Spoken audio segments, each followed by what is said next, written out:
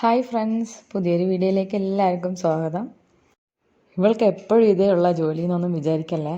എൻ്റെ അടുക്കളയിലെ ജോലികളെല്ലാം തീർന്ന് ഒരുവിധം ജോലിയൊക്കെ ഒതുങ്ങി. അപ്പം ഞാൻ കഴിക്കാനിരുന്നപ്പോഴാണ് വീഡിയോ എടുക്കാൻ ഓർത്തത്.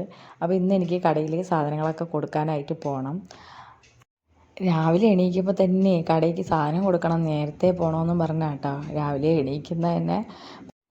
പക്ഷെ ഉമ്മാക്ക് സുഖമില്ലാത്തതുകൊണ്ട് എല്ലാ ജോലിയും ഞാൻ തന്നെയായിരുന്നു ചെയ്തത്.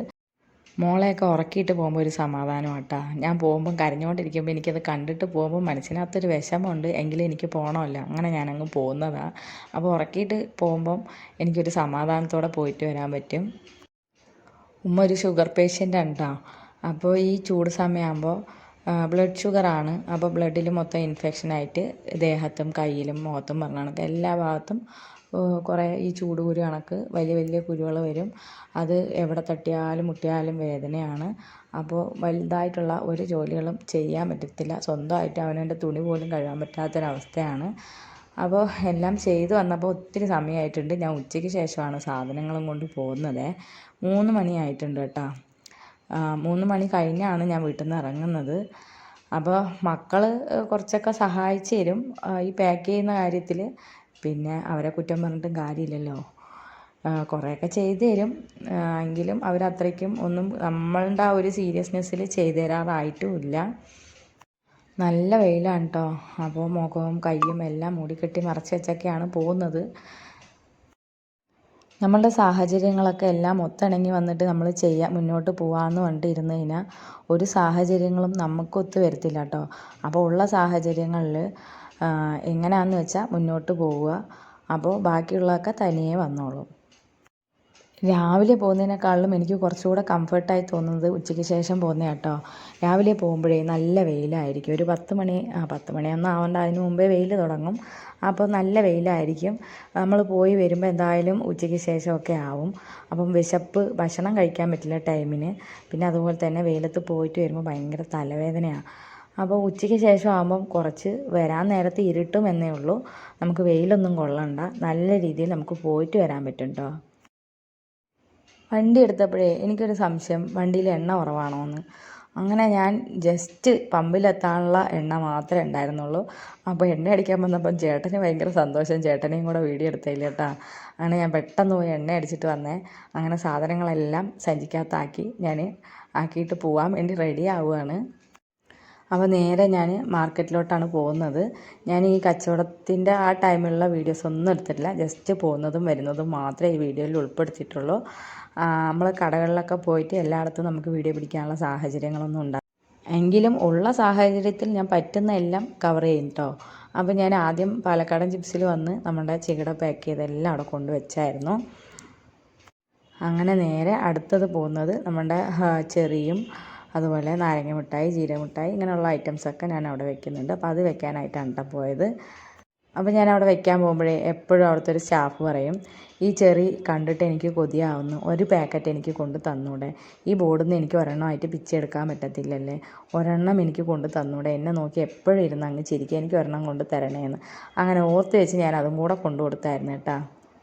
അങ്ങനെ ആളെടുത്ത് ഞാൻ പറഞ്ഞ്, ഈ ചാനൽ തുടങ്ങിയ സമയത്ത് നമ്മൾ സ്ഥിരമായിട്ട് വന്ന് കണ്ട് പരിചയമുള്ളവരുടെ അടുത്ത് നമ്മൾ പറയുമല്ലോ, എനിക്കൊരു ചാനലുണ്ടെന്ന് സബ്സ്ക്രൈബ് ചെയ്യുമെന്ന്. അങ്ങനെ ചാനൽ സബ്സ്ക്രൈബ് ചെയ്യാൻ നേരത്ത് എൻ്റെ അടുത്ത് പറഞ്ഞതാണ്, അങ്ങനെ ഞാൻ ചാനൽ സബ്സ്ക്രൈബ് ചെയ്തിട്ട് നീ അങ്ങനെ രക്ഷപ്പെടണ്ടെന്ന്. അപ്പോൾ എനിക്ക് ആ സമയത്ത് വളരെയധികം വിഷമം തോന്നി. അപ്പോൾ ഞാൻ മനസ്സിൽ വിചാരിച്ച്, ഇതല്ലെങ്കിൽ ഒരു 10,000 പേര് വേറെ ആരെങ്കിലുമൊക്കെ കാണുമായിരിക്കും എനിക്ക് വേണ്ടി. അല്ലെങ്കിലും അവരെ കണക്ക് നമ്മളുമായി അവരും നമ്മളും തമ്മിൽ എന്താ വ്യത്യാസമല്ലേ. അല്ലെങ്കിലും പരിഹസിച്ചവരും കളിയാക്കിയവരും കുറ്റപ്പെടുത്തിയവരൊക്കെ അംഗീകരിക്കുന്നൊരു സമയം വരും കേട്ടോ.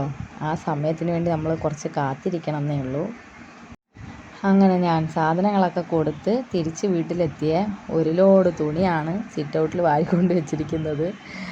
അങ്ങനെ കുറേ തുണി മടക്കാനും, അങ്ങനെ വീട്ടിൽ വരുമ്പം ഒത്തിരി ജോലിയും കാണും. ഞാൻ വന്ന ഉടനെ ഒരാൾ എൻ്റെ പിറക്കാൻ നടന്ന് ഞാൻ എന്താ കൊണ്ടുവന്നതെന്ന് നോക്കാം കേട്ടോ. ഞാൻ എന്തെങ്കിലും അവൾക്ക് കഴിക്കാൻ കൊണ്ടുവന്നിട്ടുണ്ടോ, മിഠായി മേടിച്ച് കൊണ്ടുവന്നോ എന്ന് നോക്കുവാണ്. ഞാൻ വരുമ്പം കാത്തു നിൽക്കുന്നത് 2 പേരാണ് കേട്ടോ, എൻ്റെ മോളും എൻ്റെ ഉമ്മായും.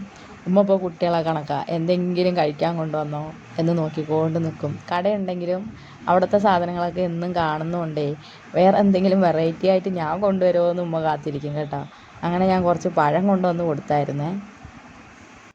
ഉമ്മ അങ്ങനെ പുറത്തൊന്നും പോകാറില്ല കേട്ടോ. ഉമ്മ ഈ കടയും വീടുമാണ് ഉമ്മാൻ്റെ ജീവിതം.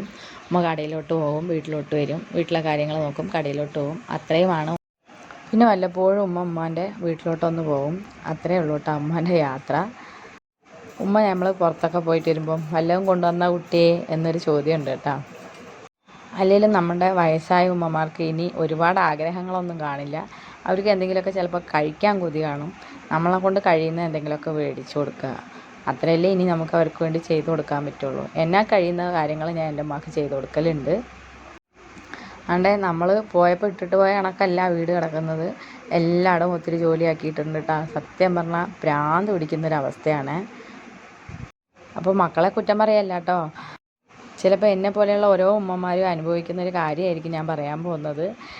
നാരായണത്ത് ഭ്രാന്തൻ പകൽ മൊത്തവും കല്ലുരുട്ടി മേളിൽ കൊണ്ടുപോയിട്ട് രാത്രിയാകുമ്പം തള്ളി വിടുന്ന കണക്ക് രാവിലെ തൊട്ട് വൈകിട്ട് വരെ നമ്മളെ വീട്ടിലെ ജോലികളൊക്കെ നമ്മൾ ഒതുക്കി വൃത്തിയാക്കി വയ്ക്കും. നമ്മളിച്ചിരി അങ്ങോട്ടൊന്ന് എവിടെയെങ്കിലും ഒന്ന് പോയിട്ട് വരുമ്പം വീണ്ടും പഴയ കണക്ക് അടുക്കളയിൽ ഒത്തിരി പാത്രങ്ങളും എല്ലായിടവും പേപ്പർ വിച്ച് കീറിയിട്ടിട്ടും പച്ചില ഇലകൾ വിച്ചിട്ടും പൂ വിച്ചിട്ടും അങ്ങനെ മൊത്തവും വൃത്തികേടാക്കി എങ്ങനെയൊക്കെ വൃത്തികേടാക്കിയിടാൻ പറ്റുമോ അത്രയൊക്കെയും വൃത്തികേടാക്കിയിടും. അതുകൊണ്ട് ഞാൻ ഇവിടുത്തെ പരിസരങ്ങളൊന്നും വീഡിയോ പിടിക്കാറില്ല. കൂടുതലും അതാണ്, വേറെ ഒന്നും ഞാൻ വീഡിയോയിൽ ഉൾപ്പെടുത്താത്തത്. നമ്മളുടെ സാഹചര്യങ്ങളും അവസ്ഥകളൊന്നും കാണുന്നവർ വിചാരിക്കത്തില്ലല്ലോ ഇതെന്താ ഇങ്ങനെ വൃത്തിയില്ലാതെ വീഡിയോ പിടിക്കുന്നതെന്ന് വിചാരിക്കും കേട്ടോ. അപ്പോൾ ഇത്രയൊക്കെ ഉള്ളൂ. ഇവിടെ ടി വി കാണൽ പരിപാടിയാണ്. അപ്പോൾ ഇത്രയൊക്കെ ഉള്ളൂ. വീഡിയോസൊക്കെ ഇഷ്ടപ്പെട്ടാൽ എല്ലാവരും ലൈക്ക് ചെയ്യാനും ഷെയർ ചെയ്യാനും മറക്കരുത്. അതുപോലെ ചാനൽ സബ്സ്ക്രൈബ് ചെയ്യാതെ വീഡിയോ കാണുന്നുണ്ടെങ്കിൽ ഒന്ന് ചാനൽ സബ്സ്ക്രൈബ് ചെയ്ത് സപ്പോർട്ട് ചെയ്യണേ. അപ്പോൾ ഇൻഷാ അള്ളാ അടുത്ത വീഡിയോയിൽ കാണുന്നവരെല്ലാവർക്കും ബൈ.